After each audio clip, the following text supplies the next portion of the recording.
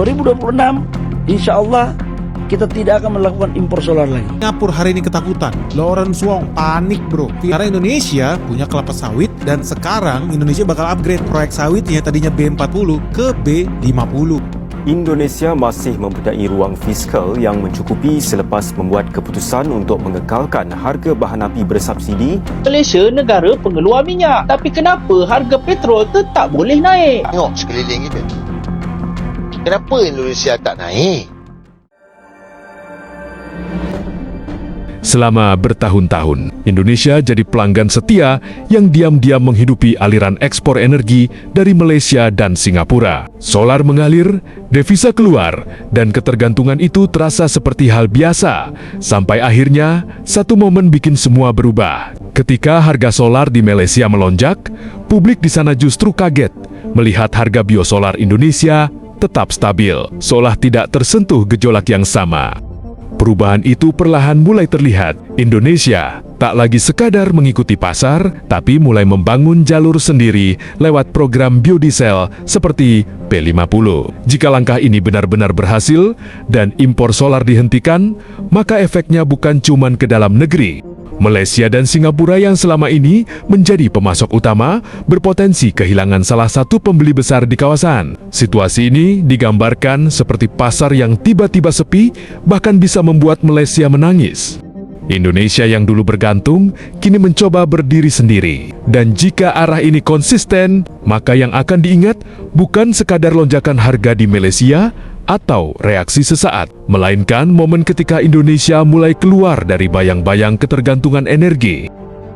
Jadi teman-teman resmi nih ya, lu tahu nggak yang namanya Strait Hormuz kan ditutup. Terus kalau lu lihat harga minyak bumi itu sekarang masih di atas $100 per barelnya. Jadi nggak usah heran kalau banyak negara-negara itu yang panik dan ketakutan. Tapi Indonesia salah satu pihak yang sebetulnya bisa meraih cuan loh di tengah situasi kayak begini. Kenapa? Karena kalau negara kayak Singapura, Thailand, Vietnam, mereka panik. Filipina tuh sampai bikin 4 hari kerja sekarang bukan lagi 5 hari kerja, dan mereka udah banyak mengurangi jumlah penerbangan di sana karena aftur juga udah krisis di Filipina. Negara Indonesia justru bisa cuan karena Indonesia punya kelapa sawit. Wih, seru guys. Jadi ketika Singapura hari ini ketakutan, Lawrence Wong panik bro, Vietnam, Thailand sama juga, Indonesia enggak. Indonesia malah happy. Kenapa bisa? Karena Indonesia punya kelapa sawit dan sekarang Indonesia bakal upgrade proyek sawitnya tadinya B40 ke B50.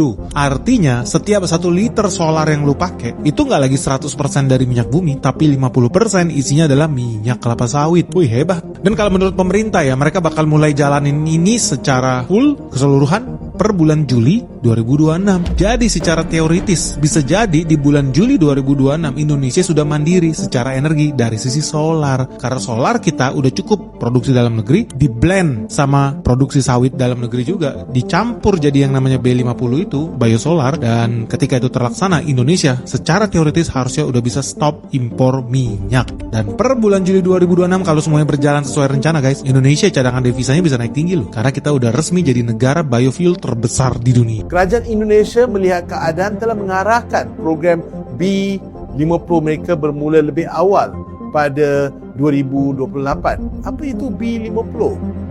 Ini bukan B40 ya. B50 adalah biodiesel, iaitu minyak sayur campur dengan diesel, di mana minyak diesel dicampur dengan 40 sehingga 50% minyak sayur dan selebihnya diesel. Dan kenapa tidak? Sebab Indonesia adalah pengeluar terbesar kelapa sawit di dunia. Maksudnya dia ada banyak minyak sayur. Dan bila kita lihat di Malaysia, harga diesel di Semenanjung RM6.72 dan di Borneo yang dapat subsidi masih dikekalkan dengan harga RM2.15. Mungkin kalau Malaysia pun ke arah biodiesel, kita boleh pada masa depan mengurangkan kos pengeluaran. Dan Borneo pengeluar besar kelapa sawit dengan 3 juta hektar. Malaysia pula adalah pengeluar kedua terbesar di dunia. Kepincangan boleh diatasi dengan visi dan pemikiran. Boleh kekalkan harga diesel di Borneo dan mungkin juga di masa depan mengurangkan harga diesel di Semenanjung sekiranya kita mengambil langkah untuk memperkenalkan biodiesel. Solar yang 2024 kita impor 8 juta kiloliter. Sekarang kita impor cuma 5 juta. Cakep. Dan 2026 insya Allah kita tidak akan melakukan impor solar lagi. Nah, sekarang biofuel B50 itu tahun ini tidak impor solar dalam bentuk solar tahun ini. Itu 5,3 juta ton dari CPO kita jadikan biofuel, itu perintah Bapak Presiden. Nah, harga CPO kita naik, petani bekerja keras, apa yang terjadi? Akhir tahun naik produksi 6 juta ton. Ekspor kita malah naik 32 juta ton, yang dulu 26. Artinya apa? Kalau ekonomi di desa bergerak, semua petani-petani Indonesia bergerak untuk meningkatkan produktivitas dan produksi. Sekarang beras aman, pangan, konsumsi kita pangan itu 60-70% tambah sayur ikan. Nah, ini sudah swasembada. Kemudian biofuel, kita juga sudah menyetop impor 5,3 juta ton solar, tetapi kita penuhi juga dalam negeri. Untuk solar kita B50 tercapai di tahun. Kita kerjasama dengan Menteri SDM Pak Bahlil, kita kolaborasi dengan semua pihak. Nah, ke depan etanol dari singkong, dari ubi, kemudian dari tebu. Jadi negara ini kaya. Insya Allah yang krisis di dunia adalah pangan, energi, kemudian air. Tiga-tiganya ada di Indonesia. Nah, kalau ini kita gerakkan semua, insya Allah Indonesia bisa negara superpower. Amanlah. Saya sampaikan kepada publik bahwa insya Allah stok kita di atas standar minimum, baik itu solar, baik itu bensin maupun LPG.